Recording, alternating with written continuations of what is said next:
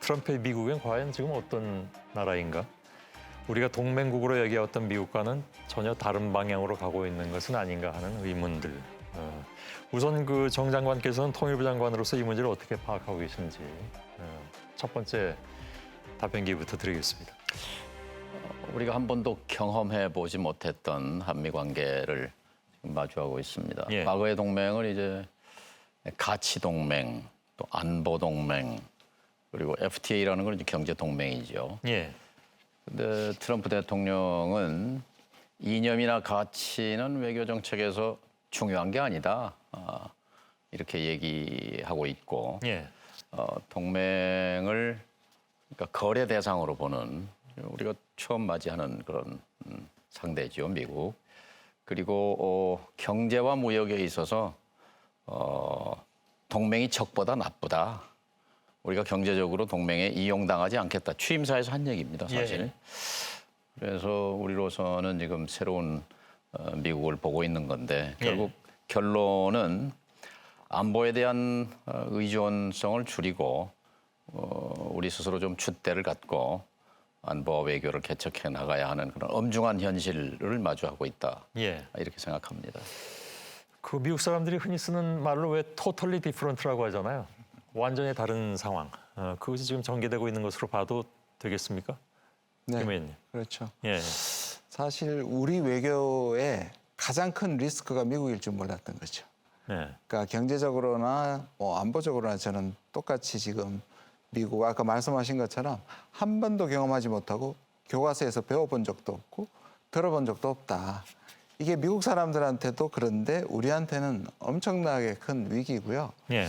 저는 이렇게 잘 비교를 합니다. 우리 손 앵커님하고 저하고 되게 친해서 저희 비밀을 모든 걸 다 알고 있어요. 예, 알고 그런데, 있습니다. 예, 알고 있으니까. 근데 손 앵커님이 저보다는 훨씬 더 힘을 가진 상대면 어느 순간에 나한테 가장 친했던 사람이 등을 돌릴 때는 예. 제가 가장 취약해집니다. 근데 트럼프는 본능적으로 내가 마음대로 할 수 있는 대상을 발견한 것이고 미국이 손해봤다는 프레임으로 제일 먼저 때린 게 멕시코와 캐나다고 예. 지금 한국과 일본을 때리고 있는 겁니다. 어떻게 보면 트럼프로서는 가장 다루기 쉬운 존재들한테 예. 가장 약탈적으로 나온다고 생각하신다. 그렇게 설명하시니까 금방 와닿네요. 예.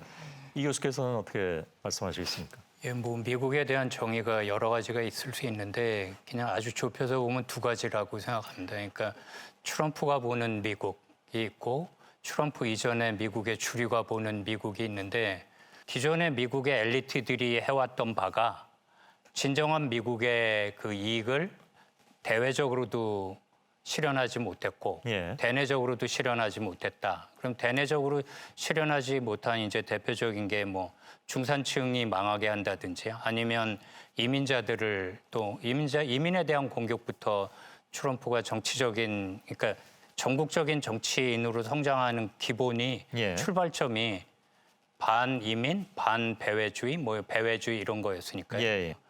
뭐 비슷한 예로 제가 최근에 관심을 갖고 있는 건 미국 언론에서 보도한 건데 귀화를 해서 시민권을 받은 미국 시민권자들한테 트럼프가 보낸 연설, 연설이 아니라 편지의 내용에 영어로 네이션을 이제 대문자로 해서 니네는 이제 새로운 네이션의 일원이 됐으니까 미국의 역사, 전통, 관습을 존중해야 된다. 예. 그럼 이건 전혀 다른 미국이거든요. 예. 그러면 이제 대외적으로 보면 미국 주류 담론에서 나오는 얘기가 일단은 기존의 자유주의 국제 질서를 깬다는 측면에서 수종주의 국가다라는 거고. 알겠습니다.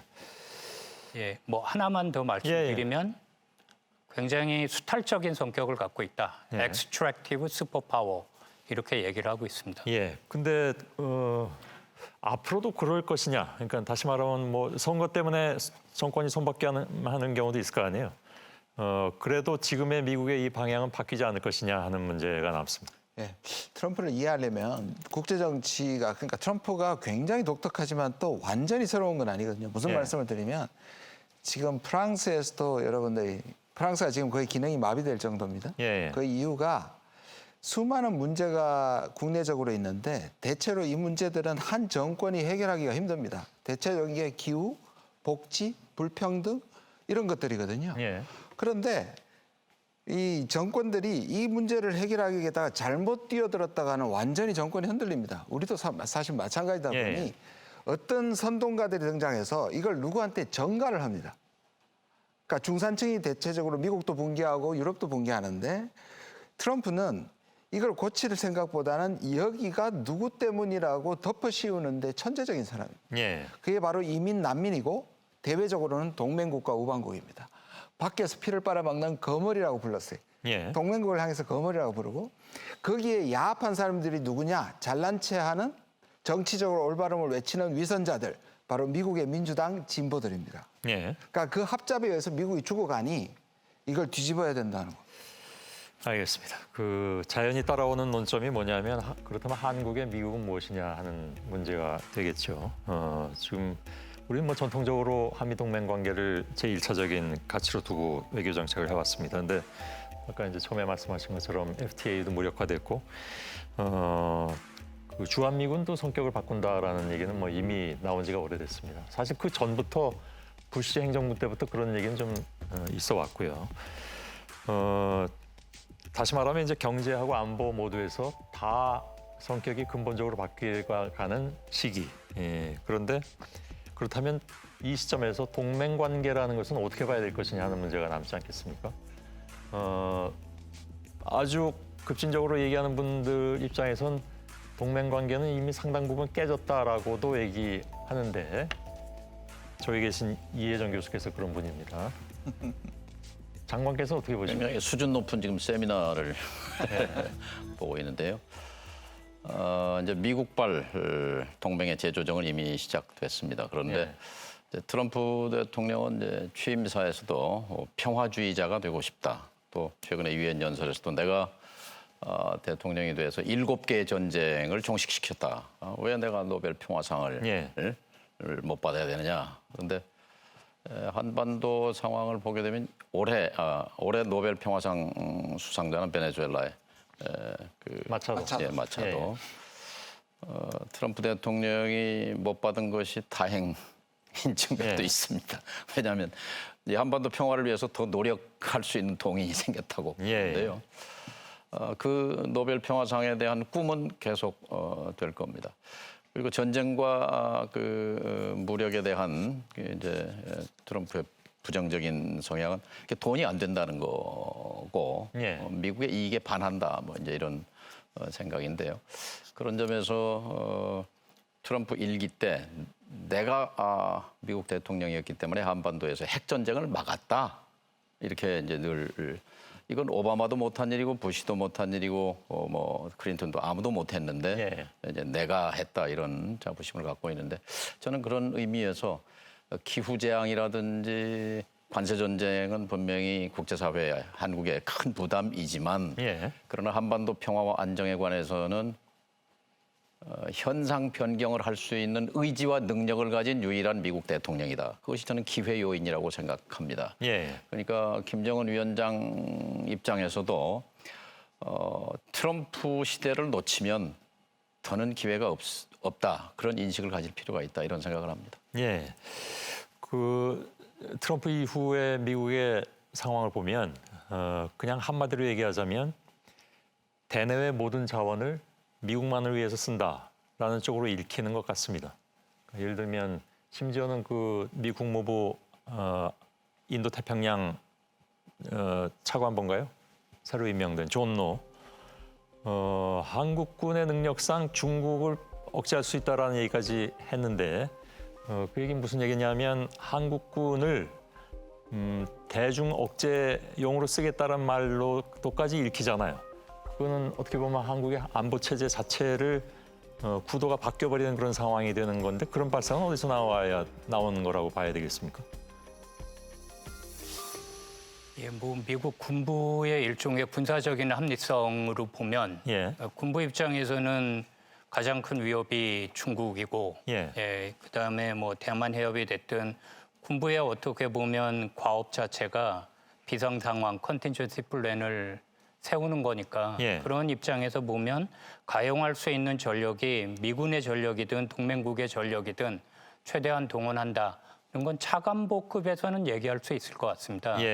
그런데 앵커께서 말씀하신 그 존노 인사청문회를 제가 봤거든요. 예. 동영상으로 쭉 돌려봤는데 한국 언론에서 관심을 갖는 것과는 조금 그 청문회 내용은 많이 달랐어요. 아, 그런가요? 예, 청문회 내용은 그 공화당 위원장하고 그 민주당 의원들이 일방적으로 존노에게 비판하는 내용이었습니다. 예. 동맹들을 이렇게 다루어서 과연 중국 견제를 위해서 동맹들과 협력할 수 있겠느냐 하는 내용이 주였습니다. 예. 그리고 주목해 볼 만한 부분은 새로이 미국의 국방 전략이 수립되고 있는데 그 국방 전략에서 안보 위협의 최우선 순위가 중국이 아니라 본토와 서방구로 옮겨간다는 얘기가 있다. 예. 만약에 이렇게 전략이 바뀌게 되면 당신이 그 부차관보에서 원래 동아태 부차관보였는데 인태로 바뀐 거잖아요. 예, 예. 중국 견제를 위해서 그 역할을 계속 할 수 있겠느냐 이런 질문들이었어요. 예. 그다음에 관세 문제에 관해서도 얘기가 나왔고 인도에 대해서도 얘기가 나왔고 오커스도 얘기가 나왔습니다. 그러니까 그 핵잠함을 만들어서 인도하기로 했는데 그 부분을 미국 우선이거든요. 미국이 핵심 전력을 먼저 갖겠다는 게 예. 지금 그 국무부의 넘버 3 콜비라는 사람이 하는 작업이라 재검토 작업에 들어갔답니다. 그래서 사실은 부차관보가 그 제대로 방어를 못했어요. 예. 네, 그래서 굉장히 확정된 건 아니라고 저는 생각합니다. 예, 알겠습니다. 그렇게 받아들이도록 하죠. 지금 저 미국의 국방 전략 NDS 굉장히 중요할 것 같은데요. 어쨌든 지금까지는 이제 중국 위협에 대한 억제가 기존 미국의 국방 전략의 큰 줄거리로 왔는데 예. 트럼프 2기에 이제 최초에 발표되는 국방 전략의 기조가 그 서반구라고 말씀하신 건 지금 아메리카 대륙을 얘기하잖아요. 예, 예. 뭐 미국 영어 표현은 본토와 웨스턴 서반구라고 하는데 예. 그렇게 되면은 이것이 한반도에도 영향을 미치게 되겠죠. 얼핏 생각나는 것이 1969년에 이른바 닉슨의 괌 독트린 그걸 통해서 이제 아시아의 방위는 아시아가 책임져라. 네. 근데 트럼프는 이미 여러 번 한국의 방위에 대해서 한국의 역할과 책임을 다해야 된다라고 늘 강조하고 있기 때문에 이게 지금까지는 이제 전략적 유연성 등등 해서 그 중국 견제 주한미군을 동원하고 한국을 거기에 연루시키는 그런 위험에 대해서 늘 우리 생각했습니다만 이런 그 흐름이 바뀌는 그런 큰 의미가 있다고 생각합니다. 우리 알겠습니다. 김준영 교수가 제일 또 잘 아시는 부분입니다. 예. 그냥 넘어가도 되겠죠? 네. 싶은 얘기가 있긴 한데요. 예, 예. 이런 얘기도 물론 하고 있습니다. 그러니까 여태까지 저희가 한미 동맹 관계의 성격 변화에 대해서 얘기하긴 했지만 한편에서 또 엄연히 그런 얘기도 있습니다. 그러니까 한미 동맹 관계를 그 틀에 맞춰서 계속 외교를 해야 되는 것이 아니냐. 그러니까 어떤 불안감 같은 것에 반영일 수도 있겠죠. 그리고 아무래도 한국 정부가 지금의 정부가 반미 친중이다라는 이미지를 혹은 인식을 트럼프 행정부가 가지고 있기 때문에 그것이 부정적으로 작용하게 되면 지금 방어선 얘기도 나왔지만 과거에 에치슨 라인이 후퇴했던 것처럼 또 후퇴해서 우리에게는 상당히 불안 요인으로 작용할 것이다라는 주장도 최근에 나왔습니다. 맞습니까? 나왔죠. 근데요. 예. 이게 우리가 한 번도 미국한테 대든 적이 없습니다. 예. 아주 적나라하게 얘기하면. 근데 동맹은 늘 두 가지 위기가 있습니다. 예. 그러니까 동맹일 때 하나는 버림받는 데 우리가 반기라고 얘기하는데 우리가 주로 미국한테 지금 말씀하신 것처럼 이러다가 미국한테 버림받았을 때 우리가 사실 북한과 중국과 러시아를 상대할 수 있는 이게 버려짐에 대한 두려움인데 예. 그거는 우리 지금까지 한미동맹의 가장 큰 거였습니다. 근데 두 번째 두려움이 뭐냐면 연루입니다. 그러니까 우리가 미국의 전쟁에 연루가 되는 것이죠. 세계 전쟁. 지금 당장에 우리와 중국은 적대적이지 않은데 미국이 중국을 견제할 때 우리를 끌어들이면 예. 우리는 최전선에서 중국과 싸워야 되는 것이라 사실은 첫 번째 두려움보다 우리는 두 번째 두려움인 것이고 미국 입장에서 보면 우리처럼 멀리서 한국과 일본처럼 미국 대신해서 중국과 적대해줄 국가가 필요한 거예요. 그러니까 우리 국익에서 과연 지금은 과거처럼 반기를 두려워해서 연루를 택할 것이냐 예. 아니면 연루는 아니니 그리고 우리가 자주국방을 하면 적어도 반기되더라도 자주국방을 할 것이냐 아주 갈림길이라고 저는 생각합니다. 예. 정 장관께서는 지금 국무위원회 한 분이시기 때문에 이런 문제에 대해서 어디까지 말씀을 자유롭게 하실 수 있을지 제가 잘 모르겠습니다만, 조심스럽습니다. 예, 예. 그래도 그렇게 제일 말씀해 자유롭게 주십시오. 말씀하시는 분입니다. 뭐 사실 그래서 모셨습니다. 많이 도와주고 계십니다. 어제 자주적 동맹파라고 네이밍을 해줘서. 예. 그 이름 진 게 김준영이요. 예, 근데 저작권 넘겼습니다. 네. 뭐 아무튼 예, 알겠습니다. 그래서 이 정부의 외교 안보팀은 모두가 다 동맹파여야 되고 모두가 다 자주파여야 된다. 합쳐서 자주적 동맹파다.